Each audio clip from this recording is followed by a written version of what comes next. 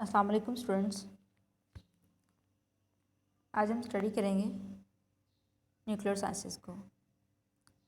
आज का जो हमारा टॉपिक है यह है introduction to nuclear sciences. First of all हम देखते हैं कि what is nuclear science.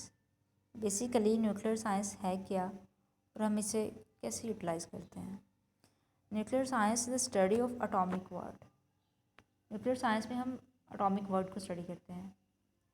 Atom और एटम से रेलेवेंट जितने भी टर्म्स हैं हम सबको स्टडी करते हैं।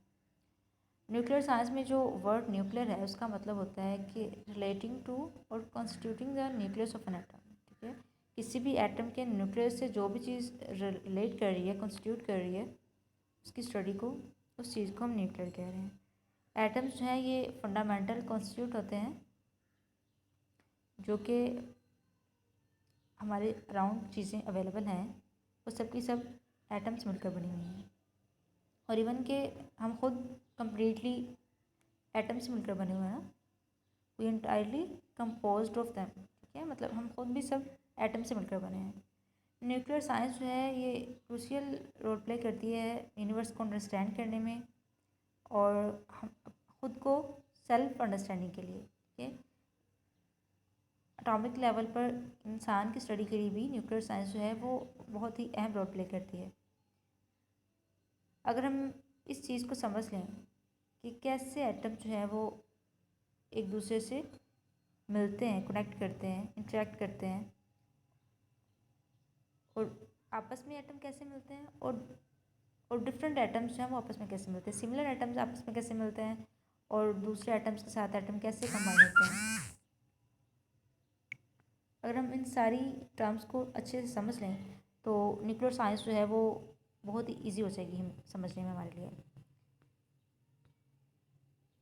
अब न्यूक्लियर साइंस जो है इसमें इंक्लूड होती है study of chemical effects resulting from absorption of radiation with in living animals, plants and other materials. और केमिस्ट्री में जो रेडियो एक्टिव एलिमेंट्स होते हैं जैसे कि एक्टिनाइड्स हो गए, रेडियम और रेडॉन, ये सब जो हैं ये रेडियो एक्टिव एलिमेंट्स हैं और ये इस तरह डिज़ाइन किए गए होते हैं कि ये न्यूक्लियर प्रोसेसेस में इनको यूटिलाइज़ किया जाता है। न्यूक्लियर प्रोसेसेस में ये बहुत ही अहम रोल प्ले करते हैं।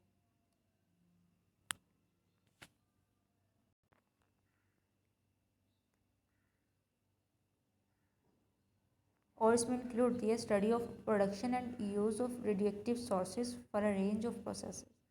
ठीक है, न्यूक्लियर साइंस में हम रेडियोएक्टिव सोर्सेज को यूज़ करते हैं डिफरेंट प्रोसेस करने के लिए। और इसमें इंक्लूड होती है रेडियोथेरेपी जो कि मेडिकल की फील्ड में बहुत ज़्यादा उसकी एप्लीकेशन है और रेडियोएक्टिव ट्रेसेस को भी यूज़ किया जा रहा है इंडस्ट्री में, साइंस और इन्वायरमेंट में। और रेडिएशंस का जो यूज़ है, रेडिएशंस को यूटिलाइज़ करके हम डिफरेंट मटेरियल्स जो हैं उनको मॉडिफाई करते हैं, जैसे कि पॉलीमर्स हैं उनको मॉडिफाई किया जाता है रेडिएशंस को यूज़ करते हुए। न्यूक्लियर प्रोसेसेस जो हैं वो यूज़ किए जाते हैं नॉन रेडियो एक्टिव एरियाज़ में। ठीक है, ह्यूमन एक्टिविटी के जो नॉन रेडियो एक्टिव एरियाज़ होते हैं उनमें भी हम न्यूक्लियर प्रोसेसेस को यूज़ करते हैं। For instance nuclear magnetic resonance, ठीक है, NMR, ये जो एक NMR स्पेक्ट्रोस्कोपी है इसको बहुत ही ज़्यादा यूटिलाइज़ किया जा रहा है सिंथेटिक और ऑर्गेनिक केमिस्ट्री में और फिज़िकल केमिस्ट्री में। किस पर्पज़ के लिए? स्ट्रक्चरल एनालिसिस के लिए। किसी भी माइक्रो मोलिकुलर केमिस्ट्री का, किसी भी माइक्रो मोलिकुलर सब्जेक्ट का, ऑब्जेक्ट का, केमिस्ट्री का एनालिसिस करने के लिए, स्ट्रक्चरल एनालिसिस करने के लिए हम बहुत ज़्यादा वाइडली NMR को यूज़ करते हैं, न्यूक्लियर मैग्नेटिक रेजोनेंस स्पेक्ट्रोस्कोपी को। जो न्यूक्लियर केमिस्ट्री है इसमें डिफरेंट सब फील्ड्स आ जाती हैं केमिस्ट्री की जो कि डील करती हैं रेडियो एक्टिविटी से, न्यूक्लियर प्रोसेसेस से, और जिनमें ट्रांसफॉर्मेशंस भी होती हैं न्यूक्लियाई ऑफ एटम्स। ठीक है, डिफरेंट एटम्स की जो न्यूक्लियाई होती हैं उनको ट्रांसफॉर्म किया जाता है एक फॉर्म से दूसरी फॉर्म में, जैसे कि न्यूक्लियर ट्रांसम्यूटेशन होती है और न्यूक्लियर प्रॉपर्टीज़ जो हैं वो चेंज हो जाती हैं। सो इन सब चीज़ों को हम न्यूक्लियर साइंसेज में स्टडी करते हैं। अब जो न्यूक्लियर साइंस जो है उसमें हमारा जो बेसिक पॉइंट ऑफ इंटरेस्ट है वो है एटम। तो हम एटम का न्यूक्लियस देखते हैं कि जो न्यूक्लियस का स्ट्रक्चर होता है उसमें क्या क्या पॉइंट्स इंक्लूड होते हैं। हर एटम जो है उसमें एक सेंटर होता है। ठीक है, एक एक्सट्रीमली डेंस सेंटर होता है जो कि पॉजिटिवली चार्ज न्यूक्लियस है। एटम का जो सेंट्रल पार्ट है वो पॉजिटिवली चार्ज होता है और उसको हम न्यूक्लियस कहते हैं। न्यूक्लियस जो है वो प्रोटॉन्स और न्यूट्रॉन्स से मिलकर बनता है। प्रोटॉन्स जो है उन पर पॉजिटिव चार्ज होता है और न्यूट्रॉन्स हैं वो न्यूट्रल होते हैं, उन पर कोई भी चार्ज नहीं होता। एक अर्नेस्ट रुदरफोर्ड साइंटिस्ट थे, उन्होंने 1911 में उन्होंने credited with the discovery of nucleus, ठीक है। उन्होंने 1911 में न्यूक्लियस की डिस्कवरी को डिस्प्ले किया। और न्यूक्लियस जो है वो एक बहुत ही छोटा पार्टिकल है, जो कि अगर हम एटम से कंपेयर करें तो वो बहुत ही उसका स्मॉल साइज़ है, ठीक है। उन्होंने कहा कि जो न्यूक्लियस है अगर हम उसका कंपैरिजन करें किसी भी एटम से तो वो बहुत ही टाइनी होगा। न्यूक्लियस है वो एटम से अगर कंपेयर किया जाए तो उसका साइज़ बहुत ही छोटा होगा एटम से। और इसका डायमीटर जो होता है वो ऑलमोस्ट, उसकी रेंज होती है 1.6 FM। लाइटेस्ट एटम जो है वो हाइड्रोजन है, तो उसके लिए इसकी रेंज होती है 1.6 FM। और 15 FM होती है मोस्ट मैसिव एटम्स, जो बहुत ज़्यादा लार्ज एटम्स होते हैं उनके लिए जो रेंज होती है डायमीटर की वो होती है 15 FM। जैसे कि यूरेनियम, ठीक है, 235, वो बहुत ही लार्जर एटम है, रेडिएक्टिव एलिमेंट है, तो उसके लिए भी जो रेंज होगी डायमीटर की वो होगी 15 FM। और जो एटॉमिक न्यूक्लियस होता है वो सिर्फ प्रोटॉन्स और न्यूट्रॉन्स से मिलकर बनते हैं। इलेक्ट्रॉन्स जो हैं उसको सराउंड कर रहे होते हैं, लेकिन उसका न्यूक्लियस का पार्ट नहीं होते, न्यूक्लियस को सराउंड कर रहे होते हैं। वो एटम का पार्ट तो होते हैं इलेक्ट्रॉन्स, लेकिन जो न्यूक्लियस है वो जस्ट प्रोटॉन्स और न्यूट्रॉन्स से मिलकर बनता है। क्योंकि प्रोटॉन्स जो हैं उन पर पॉजिटिव चार्ज होता है और न्यूट्रॉन्स जो हैं उन पर कोई भी चार्ज नहीं होता, वो न्यूट्रल होते हैं। तो इसलिए जो न्यूक्लियस है उस पर नेट जो है वो पॉजिटिव चार्ज होता है। न्यूक्लियस में प्रोटॉन्स और न्यूट्रॉन्स होते हैं, और न्यूट्रॉन्स न्यूट्रल हैं, उन पर तो कोई चार्ज नहीं होगा, तो फिर न्यूक्लियस में चार्ज होता है पॉजिटिव, जो कि प्रोटॉन का होता है। इसलिए न्यूक्लियस पर ओवरऑल जो है वो पॉजिटिव चार्ज होता है। ये आपको स्ट्रक्चर नज़र आ रहा है, किसी एक एटम का ये स्ट्रक्चर है जिसके सेंटर में न्यूक्लियस है। न्यूक्लियस में प्रोटॉन्स और न्यूट्रॉन्स हैं, और जो सराउंडिंग शेल्स हैं उनमें इलेक्ट्रॉन्स हैं वो इवॉल्व कर रहे हैं। अब हम देखते हैं कि न्यूक्लियर फोर्स क्या होती है। न्यूक्लियर फोर्स है वो एक ऐसी फोर्स है जो कि बाइंड करती है प्रोटॉन्स को और न्यूट्रॉन्स को किसी भी न्यूक्लियस में, ठीक है। न्यूक्लियर फोर्स का ये काम है कि वो न्यूक्लियस के अंदर प्रोटॉन्स और न्यूट्रॉन्स को बाइंड करके रखती है। और जिसकी मेन कैरेक्टरिस्टिक्स हैं न्यूक्लियर फोर्स की, उनमें इंक्लूड है कि it doesn't depend on charge.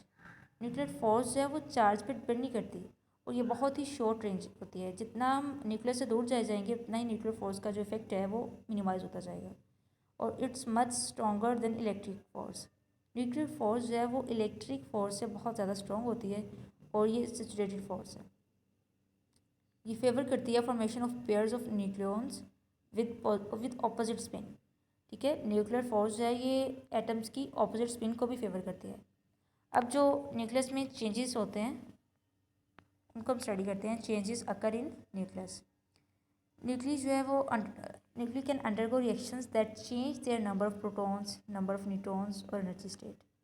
जब भी न्यूक्लियस जो है वो कोई रिएक्शन परफॉर्म करता है, ठीक है, एटम्स जो हैं वो रिएक्ट करते हैं, उनके न्यूक्लियाई जो है वो रिएक्शन परफॉर्म करते हैं, तो उनके जो प्रोटॉन्स हैं, न्यूट्रॉन्स हैं और एनर्जी की जो स्टेट है वो ऑटोमेटिकली चेंज हो जाती है।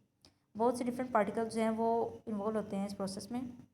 Most commonly protons, neutrons, positrons, alpha particles, beta particles, gamma rays, जो कि कंपोज होती हैं high energy electromagnetic radiations. Gamma rays जो हैं वो हाई रेडिएशंस को रिप्रेजेंट कर रही होती हैं। और जैसे हम केमिकल रिएक्शन को प्रोसीड करते हैं तो जो न्यूक्लियर रिएक्शन है वो हमेशा एक बैलेंस इक्वेशन हमें देगा, ठीक है। जो भी न्यूक्लियर रिएक्शंस परफॉर्म किए जाते हैं तो वो बैलेंस्ड केमिकल इक्वेशन देते हैं। जब न्यूक्लियर रिएक्शन होता है तो टोटल जो मास होता है और टोटल चार्ज होता है रिएक्शन का वो अनचेंज रहता है। अब हम आते हैं रेडियो एक्टिविटी की तरफ। रेडियो एक्टिविटी जो है ये बेसिकली डिके प्रोसेस है। रेडियो एक्टिव डिके को हम न्यूक्लियर डिके भी कहते हैं, रेडियो एक्टिविटी भी कहते हैं, रेडियो एक्टिव डिसइंटीग्रेशन भी कहा जाता है और न्यूक्लियर डिसइंटीग्रेशन भी कहा जाता है, ठीक है।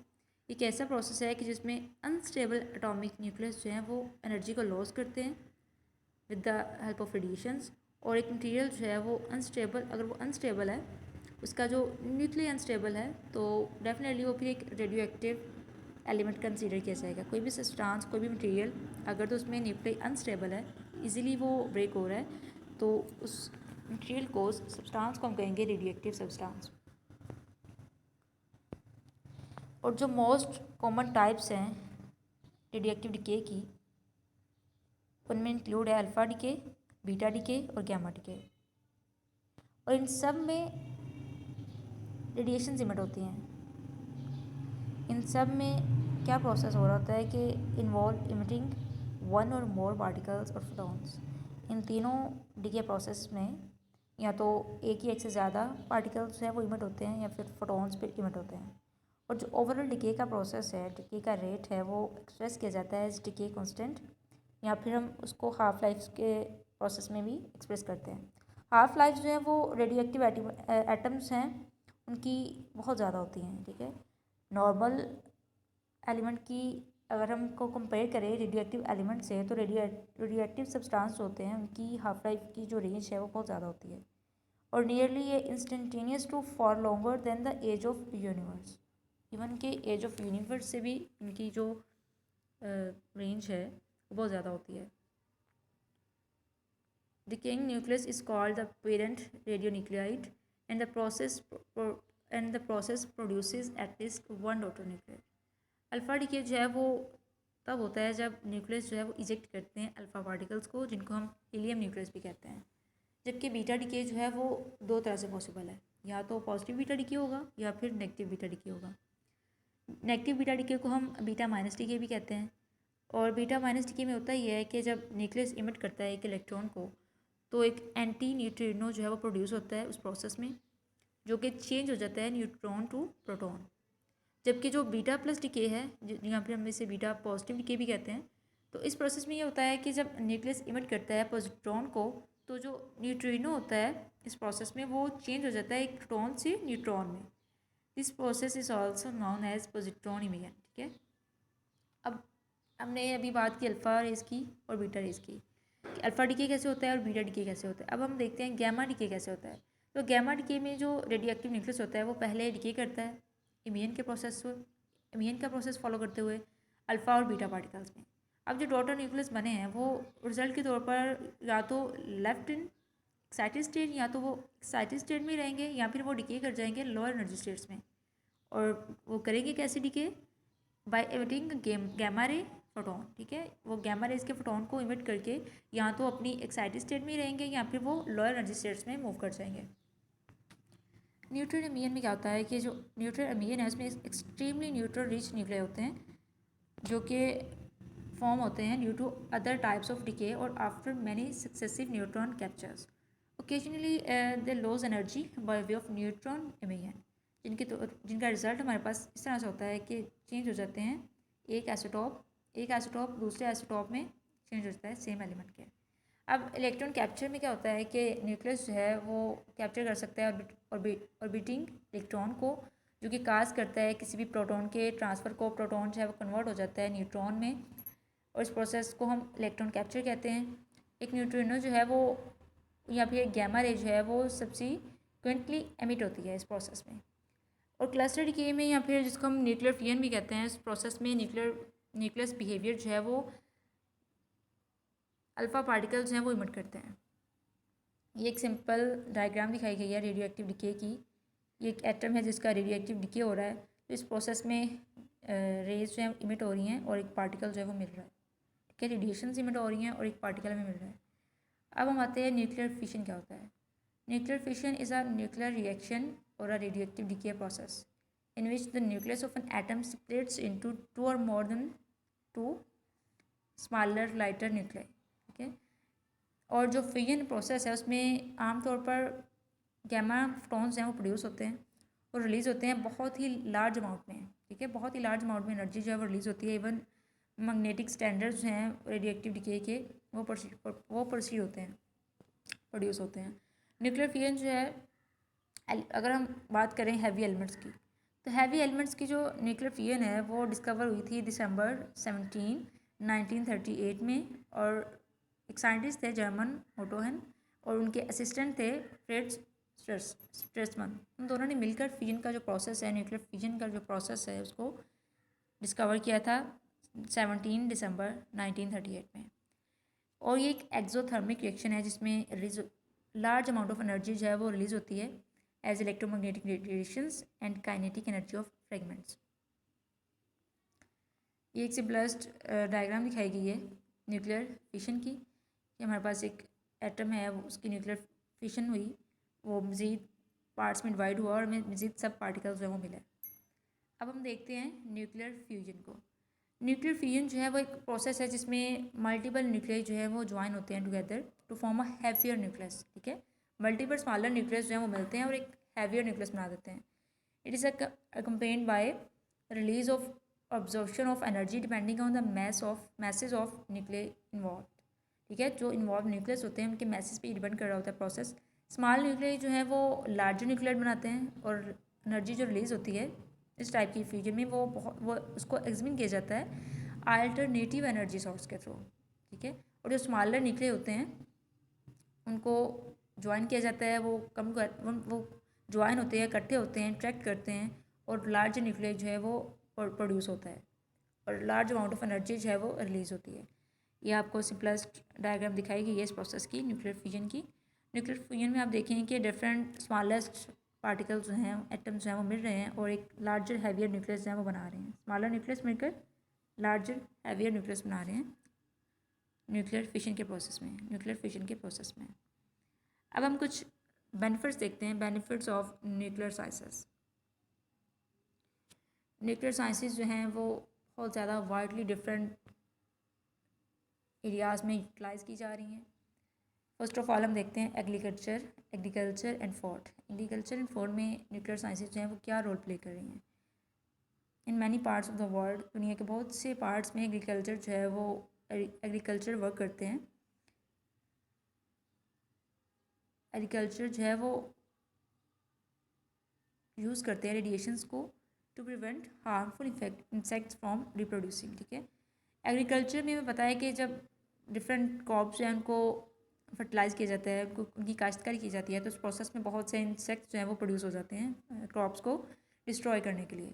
तो इस प्रोसेस में जो फर्टिलाइज़र होता है, जो एग्रीकल्चर वर्कर होता है, वो डिफरेंट रेडिएशंस को यूज़ करता है ताकि वो अपनी क्रॉप्स को हार्मफुल इंसेक्ट्स से बचा सके। ठीक है, हार्मफुल इंसेक्ट्स को रिप्रोड्यूस होने से रोक सके। सो जब इंसेक्ट्स जो हैं वो उनकी ऑफस्प्रिंग्स नहीं बनेगी तो उनके क्रॉप डिस्ट्रक्शन के जो चांसेस हैं वो कम हो जाएंगे। Reducing the number of pets and bugs protects crops, providing the world with more food. ठीक है, जब इंसेक्ट्स कम बनेंगे, क्रॉप्स जो है बहुत अच्छे से पक जाएंगी, अच्छे से वो उनकी काश्तकारी होगी, तो डेफिनेटली जो फूड है वर्ल्ड में, जो फूड की क्वांटिटी है वो इंक्रीज़ कर जाएगी।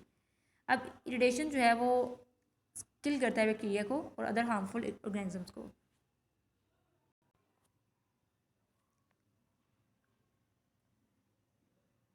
और इस तरह की जो स्टेरिलाइजेशन होती है वो विदाउट मेकिंग फूड रेडियोएक्टिव और significantly affecting the nutritional value. ठीक है, इस तरह की जो स्टेरिलाइजेशन होती है वो बहुत ही इफेक्टिव होती है। इनफैक्ट इरिडेशन जो है वो ओनली सिंगल वे है बैक्टीरिया को किल करने के लिए किसी भी रॉ या फिर फ्रोजन फूड में। ठीक है, मौसर वे में जो हम टेक्निक यूज़ कर सकते हैं बैक्टीरिया को, उन हार्मफुल इंसेक्ट्स को क्रॉप से किल करने के लिए, वो है इरिडेशन। अब हम देखते हैं मेडिकल फील्ड में बेनिफिट्स क्या है न्यूक्लियर साइंसेस के। न्यूक्लियर टेक्नोलॉजी जो है वो हमें प्रोवाइड करती है images inside the human body और ये बहुत ही हेल्पफुल होती है ट्रीट करने के लिए डिफरेंट डिजीज़ को। मिसाल के तौर पर जो न्यूक्लियर रिसर्च होती है वो अलाउ करती है डॉक्टर्स को प्रिडिक्ट कि वो इजीली प्रिडिक्ट करें, प्रिसाइजली प्रिडिक्ट करें कि कितनी अमाउंट ऑफ रेडिएशन जो है वो रिक्वायर्ड हैं किसी भी ह्यूमन बॉडी में कैंसर सेल को, कैंसर के जो ट्यूमर्स हैं उनको किल करने के लिए कितनी अमाउंट में जो रेडिएशन है वो रिक्वायर्ड है। और इस प्रोसेस में हम इस बात को मद्देनजर रखते हैं कि जो हेल्थी सेल्स हैं बॉडी के वो डैमेज ना हो। तो हॉस्पिटल्स में भी डिफरेंट रेडिएशन जो है उनको यूज़ किया जाता है मेडिकल इक्विपमेंट्स को स्टेलाइज करने के लिए, उनको क्लीन करने के लिए। मिसाल के तौर पर गैमा रेज हो गई, गैमा रेज को सेफली और इनएक्सपेंसिवली इस प्रोसेस में यूज़ किया जाता है। नेक्स्ट हमारे पास है स्पेस एक्सप्लोरेशन। न्यूक्लियर टेक्नोलॉजी जो है वो बहुत ही ज़्यादा हेल्पफुल है स्पेस एक्सप्लोरेशन में और ये जनरेट करती है एक अनमैन्ड स्पेसक्राफ्ट जो कि यूज़ किया जाता है हीट में और ये प्रोड्यूस करता है और ये बनाया जाता है from plutonium to generate electricity and can operate unattended for years. ठीक है, प्लूटोनियम से इसको बनाया जाता है और उसको काफ़ी ज़्यादा अरसे में यूज़ किया जा सकता है और ये बहुत ही रिलायबल प्रोसेस है, लॉन्ग टर्म प्रोसेस है और ये long term source of energy है, इलेक्ट्रिसिटी है, जो कि स्पेस एक्सप्लोरेशन में बहुत ज़्यादा हेल्पफुल होता है। अब लास्ट हमारे पास जो पॉइंट है वो है वाटर डिसलिनेशन। अब वाटर डिसलिनेशन जो है वो बहुत ही मेजर प्रॉब्लम है हमारे वर्ल्ड में।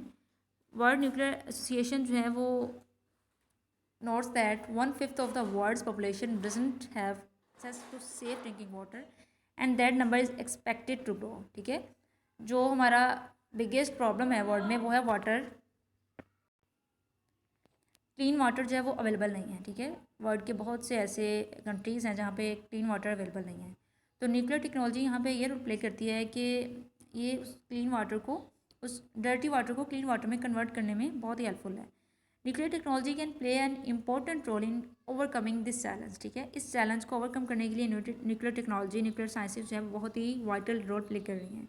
वाटर डिसलिनेशन क्या होती है? ये बेसिकली एक प्रोसेस है जो कि रिमूव करता है साल्टी वाटर को, सॉल्ट को फ्रॉम सॉल्ट वाटर से to make the water drinkable. ठीक है, सॉल्टी वाटर को ड्रिंकेबल वाटर में कन्वर्ट करने के लिए ये प्रोसेस जो है वो यूज़ होता है। इस प्रोसेस में लॉट ऑफ एनर्जी रिक्वायर्ड होती है। न्यूक्लियर एनर्जी जो है वो फैसिलिटेट करती है इस अमाउंट ऑफ एनर्जी को, ताकि वो इजीली डिसलिनेशन का प्रोसेस जो है वो प्रोसीड हो सके। प्लांट्स जो हैं वो उनको ज़रूरत होती है फ्रेश ड्रिंकिंग वाटर की। सो इस फ्रेश ड्रिंकिंग वाटर के चैलेंज को ओवरकम करने के लिए न्यूक्लियर साइंसेज जो है वो बहुत ही अहम रोल प्ले कर रही हैं। Towards the end of my presentation, thank you.